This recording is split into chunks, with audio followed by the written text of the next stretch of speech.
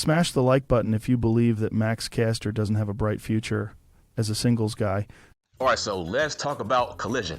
The first segment, sexy ass Mariah May beating up big booty, timeless Toni Storm. That was a great segment. That's why I compare Miss May to Victoria.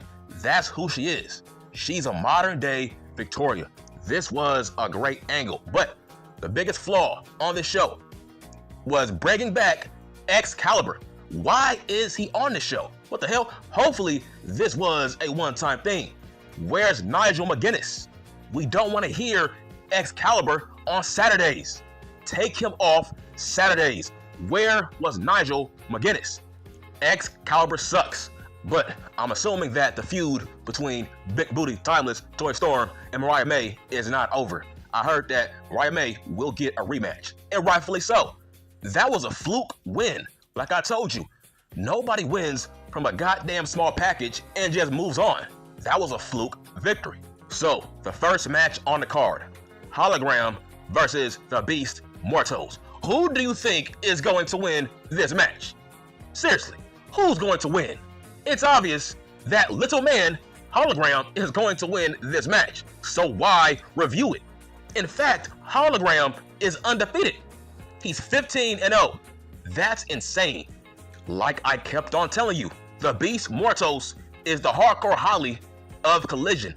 Collision is basically Sunday Night Heat, and Hologram is the new hardcore Holly. His job is to make little men look good. By the way, please do not insult Rey Mysterio Jr. Some dumbass compared him to Rey Mysterio Jr. from WCW. Are you crazy? Are you insane? If anything, this guy is Glacier. That's who he is. Hologram is Glacier, but he's not Rey fucking Mysterio. Rey was over. When Rey was in WCW, that guy was mega over. The audience in WCW, we had a connection to Rey Mysterio. We have no connection to Hologram. And also, Rey Mysterio was not beating big guys in WCW. He beat maybe 2 or 3, but those were fluke wins. He was not beating big guys with his finisher. Those were fluke wins. So that makes sense based on his size. You don't want to bury big guys by having Rey beat them clean in WCW. So he was booked great in WCW. He's not Hologram. Hologram is beating big guys like it ain't shit. That's why he has no connection to the audience. Rey was a giant killer. That's why he was over. He was rarely beating big men. He was a cruiserweight. He was mostly beating guys his size. For example, the Ultimo Dragon versus Rey. That makes sense. Rey versus Chris Jericho. Rey versus Eddie G. Rey versus Juventud Guerrero. That made sense, right? He was not beating big guys every week. So don't you dare compare Hologram to a young Rey Mysterio. And right on cue, Hologram beats the Beast Mortos 1, 2, 3 with a fluke pin, a fluke victory. He pinned him with a low-key roll-up pin. So was this a good match? I'm gonna say no, because this match had too much flippy dippy shit. Too many flips and kicks. This guy doesn't know how to wrestle. I don't care what anybody else says. Hologram doesn't know how to wrestle. He's a gymnast. That's what he is. He's a gymnast. That's all he does is flippy dippy shit. Even more than Ricochet. Let that sink in. That's insane in the membrane. Even Ricochet was not doing all that flippy dippy shit every 2 minutes. Even Ricochet from 10 years ago was not doing flips and dives and kicks every 2 minutes. He was wrestling. He was mat wrestling. He was controlling the match. He was not doing all this gymnastics bullshit every 2 minutes in his matches. Every match I see from Hologram, that's all he does. He does not wrestle. He's a fucking gymnast. He does more flips than Will Ospreay from 8 years ago. So after the match, the Beast Mortos got his heat back by whooping Hologram's ass after the match. And then that jobber, Commander, came out of nowhere and he helped Hologram beat up the Beast Mortos. The next segment, sexy ass Harley Cameron cutting a promo in the ring. Now, this was a great promo. This female is improving every week, like I said, but she was not ready to beat Sasha Banks for the female TBS Heavyweight Championship. She is not ready for that spotlight, but Harley Cameron is on the come up. This promo was charismatic and intense. This was a great promo. Let's talk about the next match, Gabe Kidd versus The Butcher. So, what are my thoughts about this Gabe Kidd? He looks bland. He does not have a future in All Elite Fake Pro Wrestling. Do not be fooled by his dominant victory against The Butcher. This guy is a bald-headed fuck. What part of that don't you understand? Bald-headed fucks will never be pushed in All Elite Fake Pro Wrestling, even in NXT. Name me a bald-headed fuck currently in All Elite Fake Pro Wrestling being pushed like a superstar, like a main eventer. And please don't bring up Rick O'Shit. He's a fucking jobber, okay? He's a failed heel. Don't get it twisted. I don't care what anybody else says. There's no great bald-headed fucks in All Elite Fake Pro Wrestling. So, let's talk about Raw. Let's talk about SmackDown. Can you name me a superstar bald-headed fuck on Raw, SmackDown, NXT, etc.? You can't name me not one. Gabe Kidd looks like a pale, bald-headed fuck who should stay in New Japan Pro Fake Wrestling. That's his territory. Do not come to All Elite Fake Pro Wrestling. You will be billed as a bodyguard job guy, just like Big Cass, Hobbs, just like Lance Archer. You are no different. And the fact that Don Callis was watching this match, come on, man. It's such a bad fucking stereotype to book big guys as bodyguards. Don Callis is looking for bodyguards. Big, vanilla, big guys. Do not come to All Elite Fake Pro Wrestling. You will be booked like a vanilla bodyguard big guy. Just like Lance Archer, Brian Cage, Mark Davis, etc. Please calm down. Gabe Kidd is not a star in the United States. He never will be. He better stay where he's at. He better keep that open weight championship. Do not come to America. Do not come to All Elite Fake Pro Wrestling. He will be booked like a jobber in All Elite Fake Pro Wrestling. Why? He's a bland, bald-headed fuck who will not translate to American television. You are pale, bald-headed. What do you have? Listen, unless you are Kurt Angle, Rocky Maivia, Stone Cold Steve Austin, bald-headed fucks do not draw money in this business in 2025. These are facts, not an opinion. Look it up. Is Cody Rhodes bald? No. Is Roman Reigns bald? No. Is Gunther bald? No. Okay. Do bald-headed fucks draw money? Is Dean Ambrose drawing money in All Elite Fake Pro Wrestling as a bald-headed fuck? No. That's how that works. If you want to draw money in this business, you better grow some fucking hair. That's facts on facts. So, was this a good match? I'ma say no. Gabe Kidd is a tryhard. That's what he is. Gabe Kidd is a tryhard heel. For the entire match, he was talking shit. I'm like, bro, just wrestle. Stop being cocky. Stop being arrogant. That is cheap heel heat. Gabe Kidd is a tryhard. That's what he is. He's Max without the charisma. That's what he is. He's MJF without the charisma. I was like, bro, shut the fuck up. You talk too much. Just wrestle.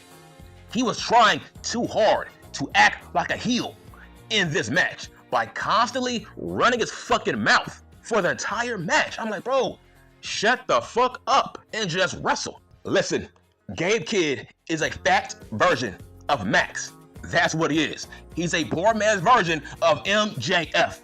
That's what he is. But he's fat and he's pale. That's bad. Those are red flags and you're bald. I'm like, bro, at least Max has hair. You are bald. So what do you have? You are pale, fat, and you're bald, and you try too hard to get heat during your matches. So my take is Gabe Kidd should stay in New Japan Pro Wrestling. So let's talk about the next match. Julia Hart versus Queen Aminata. This was a very good match. Very, very solid, competitive match. So far, this was the best match of the night. Now, don't get me wrong. I am not a huge fan of Julia Hart, but this was a solid performance. So, what are my thoughts about Queen Aminata? I think she's perfect for All Elite Fake Pro Wrestler because I don't view her as a future megastar. I think Queen Aminata is a solid mid-card performer on Collision, maybe Dynamite, put somebody over. That's her ceiling. I don't view her as a star that can be on Raw, SmackDown, NXT. She's perfect for All Elite Fake Pro Wrestling. Alright, maybe TNA. She looks like a TNA chick, but not Raw, SmackDown, Collision, Dynamite. On Collision, she has the perfect role. She might win, but most likely she will put somebody over, but it will be a competitive match. I respect that. I think that's her ceiling. But yes, this was a good match, and Julia Hart won. Like I said, I am not a huge fan of Julia Hart. I feel like Malachi Black really put shine on that female. I don't know. There's something about Julia Hart and her gimmick that does not fit her look or her personality. That's my take. Her gimmick seems out of place. Okay, let's be real. Sexy ass Mariah May, she should have Julia Hart's gimmick. They should switch. That's my point. She feels misplaced with her gothic gimmick. Let's talk about the next match, or lack thereof. Lance Archer and Brian Cage versus some jobbers. Obviously, we all know who won this match, Cage and Archer. So, let's move on to the next segment. They called out the Hurt Business. We are people. We are people. We are people. The whole crowd was saying, we hurt people. These guys are mega over. Just imagine adding Cedric Alexander to this group. So, Cage and Archer, they want a shot at those tag team championships, but they have not earned it. And that's what MVP said. Cage and Archer, they beat up jobbers every week. You don't deserve to call out the Hurt Business. You are beating jobbers. That does not dictate a shot at those tag team championships. That's what MVP told him. Because Lance Archer, he was doing all the talking. So it was MVP versus Archer. Of course, MVP buried Archer on that microphone. Like I said, we hurt people, baby. We hurt people. Okay? Brian Cage and Lance Archer, they are down with that chucking and jiving. But not MVP, not Benjamin, not Lashley. So next week, MVP told them to beat a real tag team and not fucking jobbers. That makes sense. I'm guessing down the line, we will see the Hurt Business versus Lance Archer and Brian Cage. But this angle proves that the Hurt Business are good guys, because Cage and Archer, those guys are heels. So this segment officially proves that the Hurt Business are baby faces. Like I said, we hurt people and we are not down with that chucking and jobbing. So it looks like Tony Khan is about to push Mario Andretti and Leo Rush in the tag team division. Like I said, this is what I told you. He chose them over Private Party and Top Flight. This is why we barely see Top Flight on TV, because he chose Leo Rush and Mario Andretti over Top Flight. These guys, they have something. I'm a fan of Leo Rush and Mario Andretti. This is a great tag team with tons of upside. Also, they have a new name. They call themselves Crew. This was a great vignette.